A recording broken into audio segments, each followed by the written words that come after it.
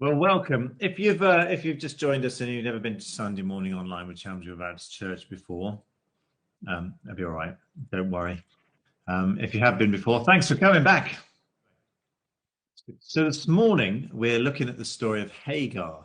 Now, some of us, well, I won't preempt Alan actually, because some of us may have heard the name Hagar other than in biblical context, and Alan talks about that. So we're looking at the idea of wilderness because the way that we're kind of wandering at the moment, and we were told.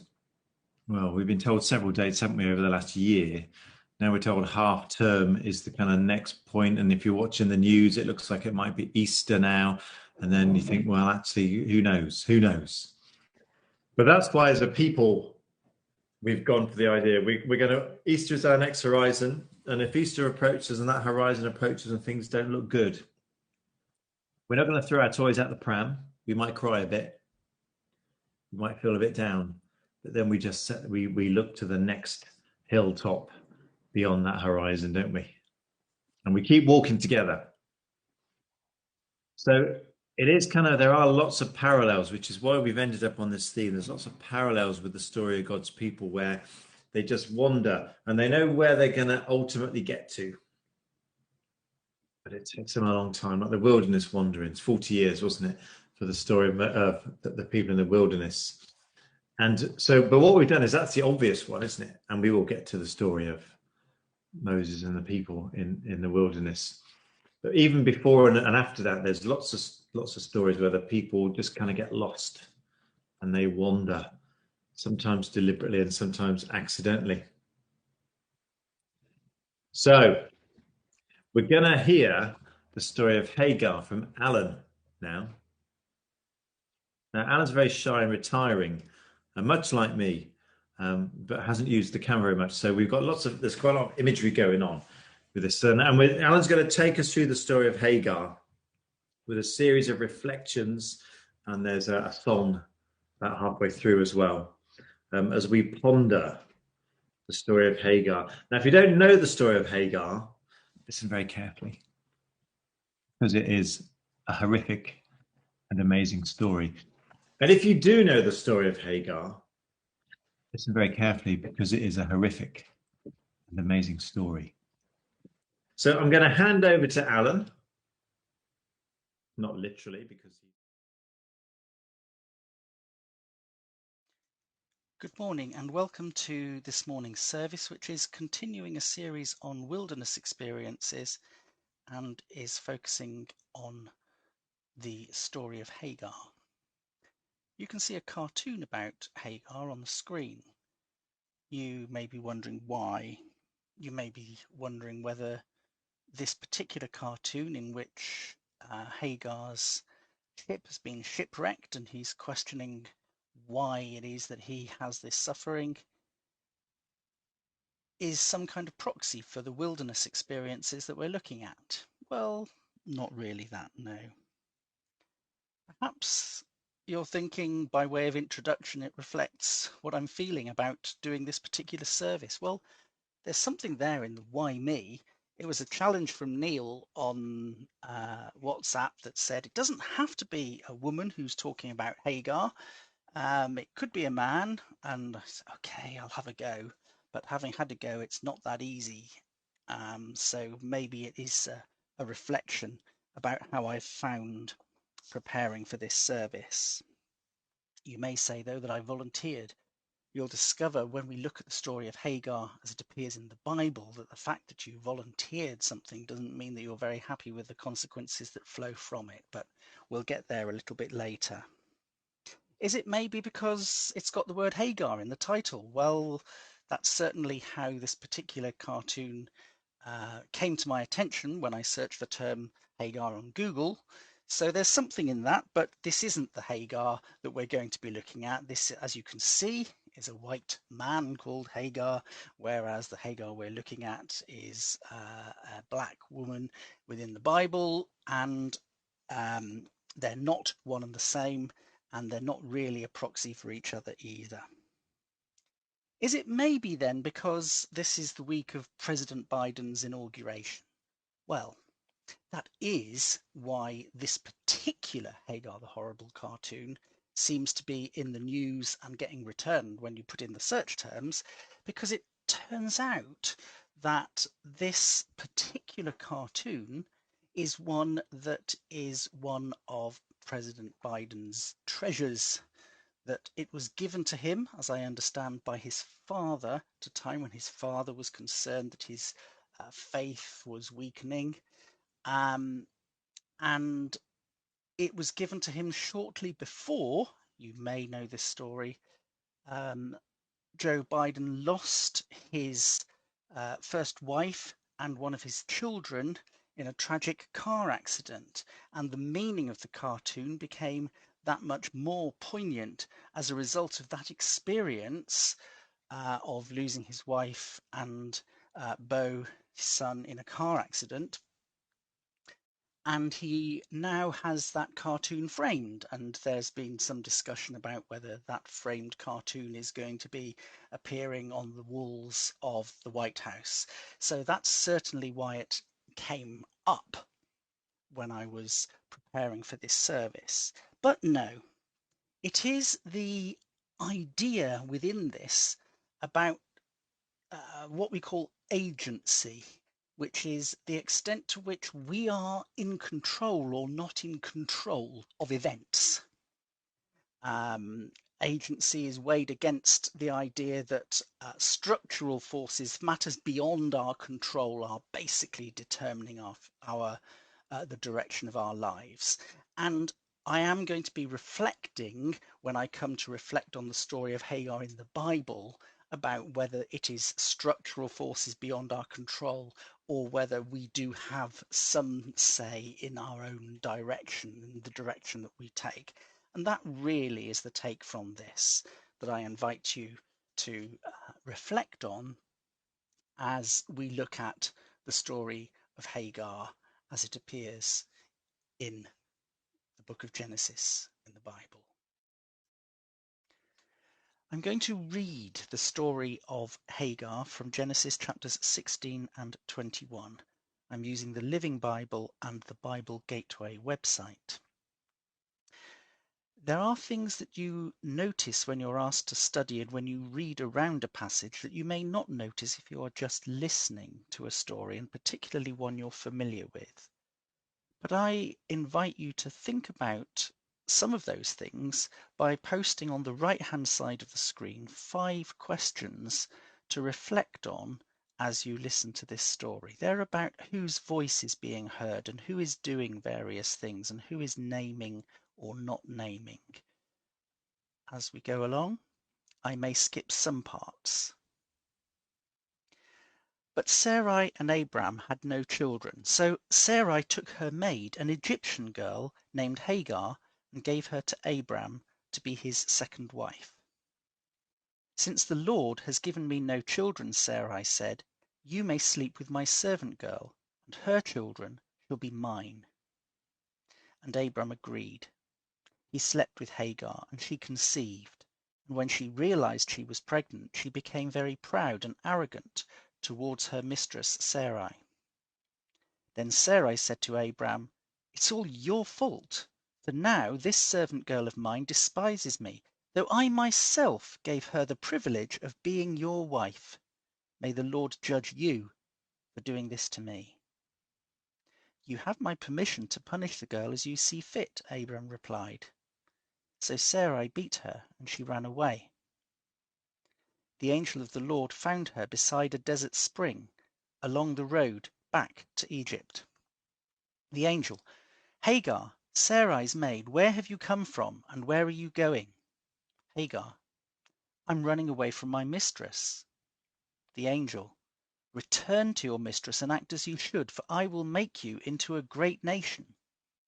Yes, you are pregnant, and your baby will be a son, and you are to name him Ishmael. God hears because God has heard your woes.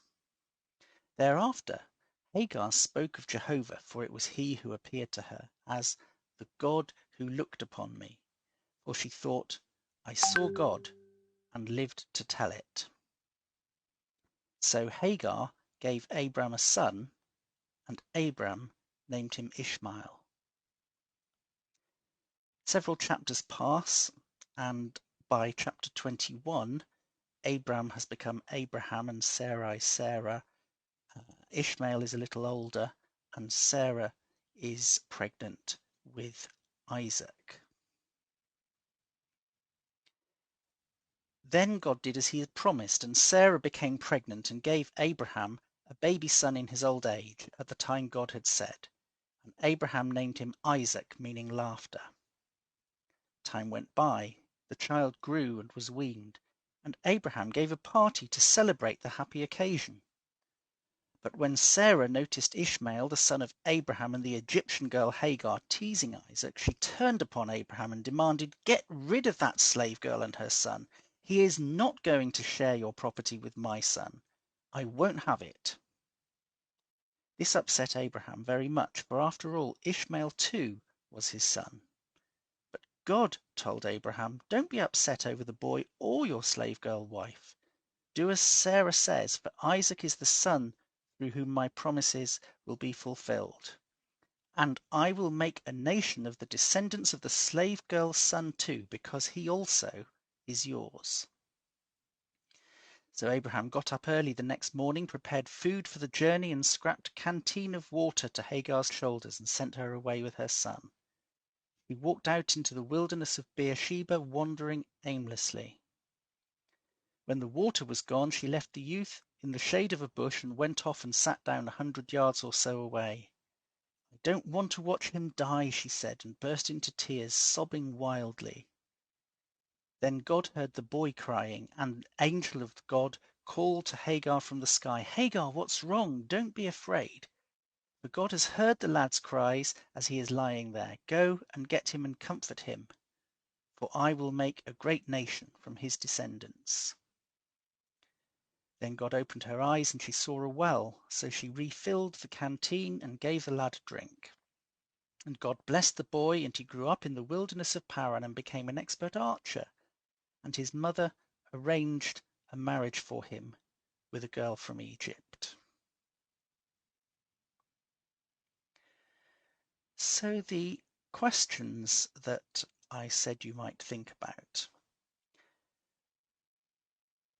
In both chapters, chapter 16 and chapter 21, they start by telling the story through the eyes of Sarah and Abraham, and then they shift to telling the story through the eyes of Hagar. So in this instance, up to verse 6, it's Sarah and Abraham, and then you see the story from Hagar's perspective. And again in chapter 21, it starts from Sarah and Abraham's point of view, and then it turns to shifting to Hagar's perspective.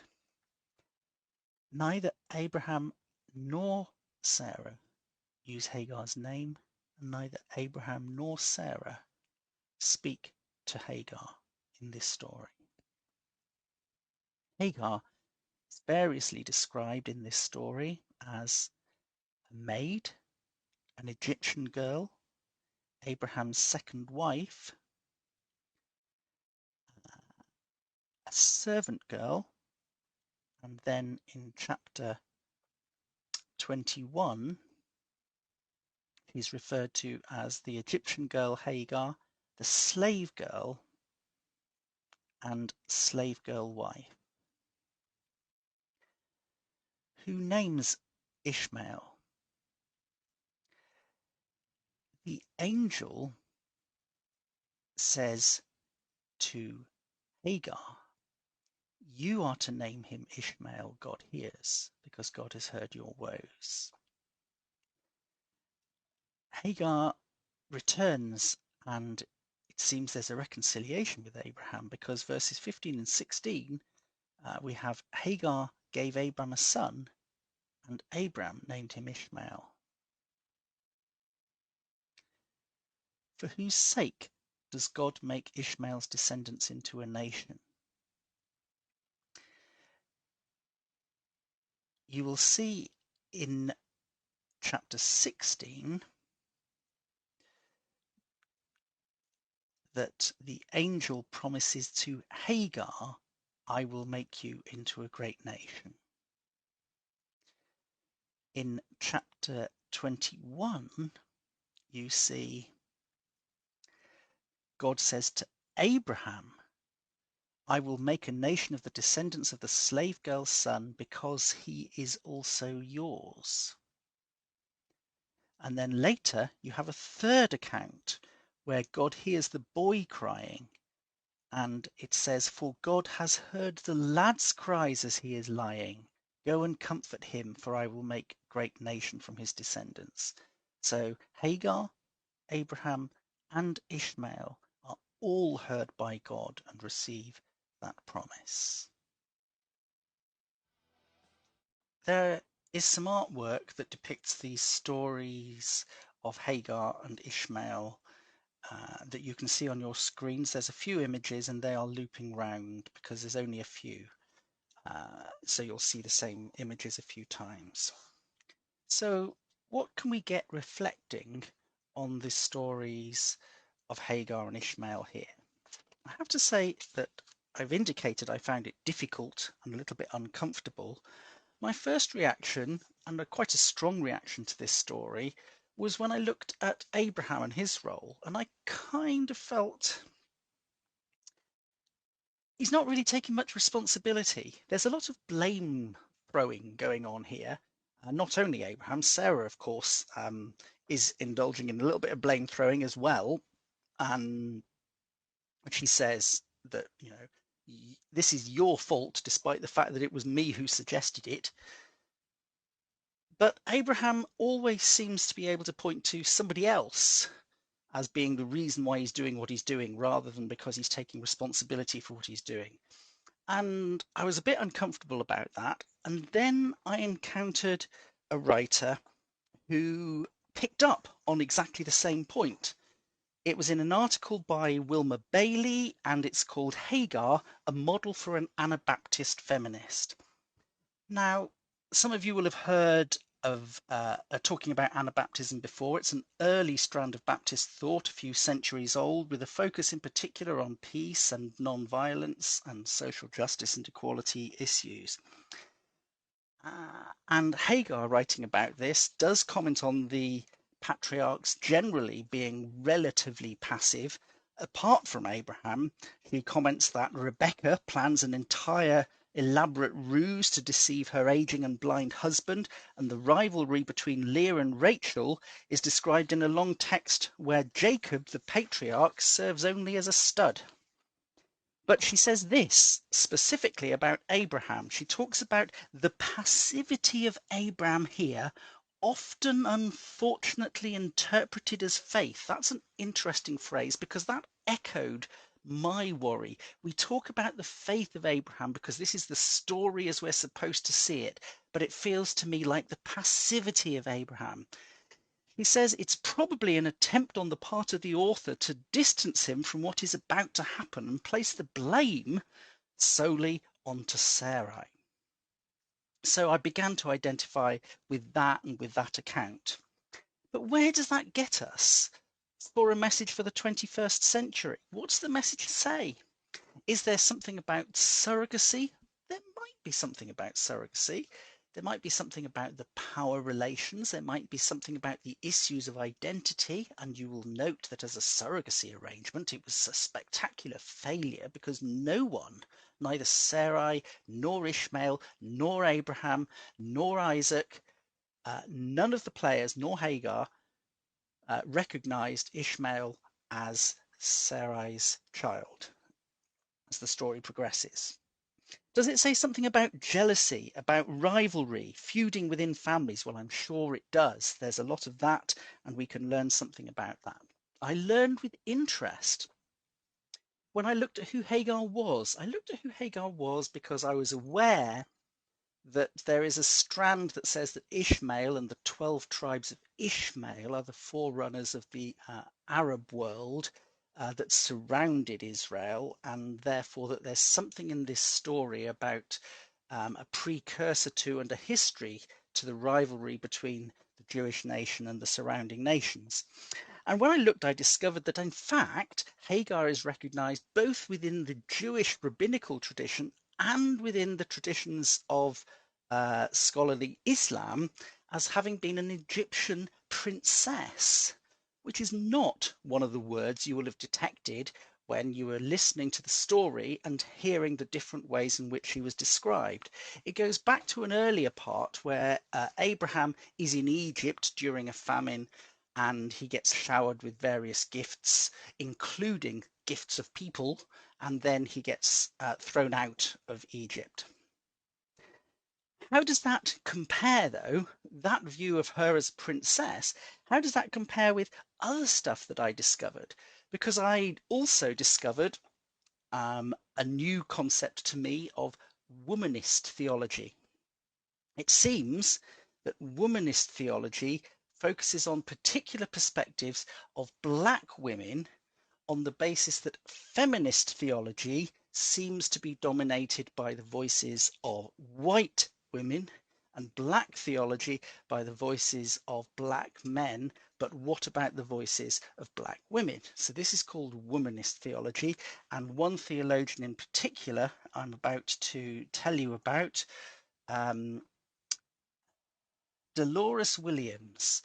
The African American community has taken Hagar's story to itself. She's spoken to generation after generation of black women because her story is validated as true as by suffering black people. She and Ishmael together as a family model many black American families in which a lone woman and mother struggles to hold the family together in spite of the poverty to which the ruling class economics consign it. Hagar, like many black women, goes into the wide world to make a living for herself and her child with only God by her side. Well, now I'm beginning to grasp why it is I feel particularly uncomfortable, having been invited and taken on the challenge to look at the story of Hagar. The particular perspective we have here says that maybe it's not just about Abram and Sarai. Even if you have brought Sarai into the story and recognized the role of a woman within this story, then your gender consciousness has not automatically made you remotely sensitive to the issues about class and the class status of Hagar and race and the different race of Hagar. And therefore, you haven't got the full picture of what is going on when what is going on here, plainly and deliberately, we have the story in the Bible that shifts not once but twice to make sure we can see the story through the eyes of Hagar, the Egyptian slave, and not just the story through the eyes of the matriarch and the patriarch whose story we're supposed to be part of. So, what are the lessons for us? Well, for some of us, if we do not have much agency, if we do not have much power in society, if we are people who are in a position where, like Hagar, survival is all that we can barely manage, then notice that that's what we're called to do. The angel of the Lord who stops Hagar and sends her back. Why is she sending her back into that situation? This is an occasion when Hagar has run away, and you may notice I rewrote the story to tell you specifically that she was running away back to Egypt. She was pregnant. She was 150 miles from Egypt. It wasn't really possible. The angel of the Lord says to her, "You are called to survive. Now is not the time. Go back. You are called to survive." So for some of us, the message is that you're called to survive. You are called, survival is possible even in the harshest conditions. Take faith. But for others of us, probably, I think, let's face it, for me, but also for some others of us within this church, we're in a position where we can do a lot more than survive. Can we foreground, trying to see the story through other people's eyes, trying to see what other people are getting out of this story. And if we can we, in contrast to Abraham, take some responsibility for the choices that we are making and the differences that they are having? We can make choices. And notice that the promise was the same to Abraham and the promise to Hagar and the promise to Ishmael. God sees all of us. I invite us to reflect further through the words of the song El Shaddai. It was in particular the line within this song that talks about, to the outcast on her knees, you were the God who really sees, which is the name that Hagar gave to God after her first encounter in chapter 16. Thank you.